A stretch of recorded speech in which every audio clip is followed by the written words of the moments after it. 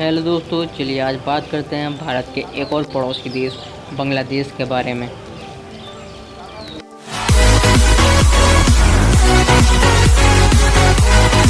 बांग्लादेश, जिसका ऑफिशियल नाम peoples Republic of Bangladesh है, भारत की ही तरह ये भी साउथ एशिया में पड़ता है।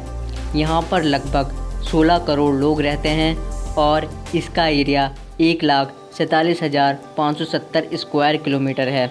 ये दुनिया में सबसे ज़्यादा घनी आबादी वाला देश है। ये अपना बॉर्डर भारत और म्यांमार के साथ शेयर करता है। इस देश की राजधानी ढाका है और सबसे बड़ा शहर चटगांव है।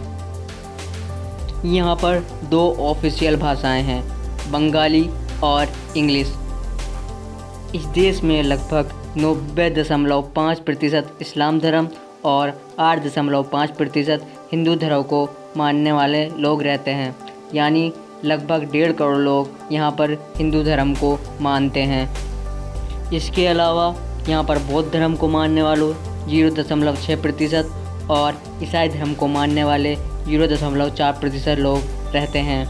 यहाँ पर लिटरेसी रेट यानी साक्षरता दर 72.9% है। बांग्लादेश के रिश्ते भारत के साथ काफ़ी अच्छे माने जाते हैं, क्योंकि भारत ने ही बांग्लादेश को पाकिस्तान से आज़ाद करवाया था। बांग्लादेश की इकोनॉमी को आगे बढ़ाने में कपड़ा उद्योग का बड़ा किरदार है। यहाँ पर लगभग 4000 गारमेंट्स फैक्ट्री हैं। चीन के बाद बांग्लादेश गारमेंट एक्सपोर्ट करने वाला सबसे बड़ा देश है। इस फैक्ट्री में काम करने वाली ज़्यादातर महिलाएं वर्कर हैं। बांग्लादेश पर फैक्ट्री में सेफ्टी के जुड़े नियमों का उल्लंघन करने का आलोक रखता रहता है। बांग्लादेश दुनिया के इन देशों में आता है जहां सबसे ज़्यादा भ्रष्टाचार होता है।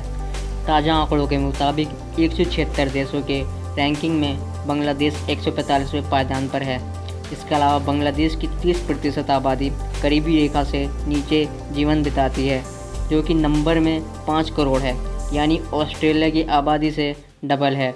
यहाँ पर चलने वाली करेंसी बांग्लादेशी टका है। 1 रुपये की कीमत 1.12 टका होती है।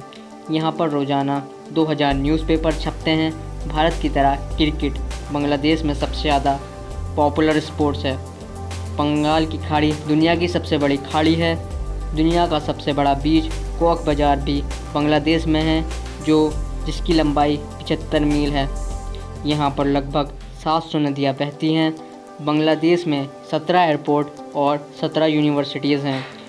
बांग्लादेश में पाया जाने वाला डेल्टा सुंदरवन डेल्टा दुनिया का सबसे बड़ा डेल्टा है। तो दोस्तों, कैसा लगा आपको हमारा ये वीडियो कमेंट सेक्शन में ज़रूर बताएं, और अगर आप चैनल पर नए हैं तो चैनल को ज़रूर से सब्सक्राइब कर लें और साथ ही बेल आइकन पर भी क्लिक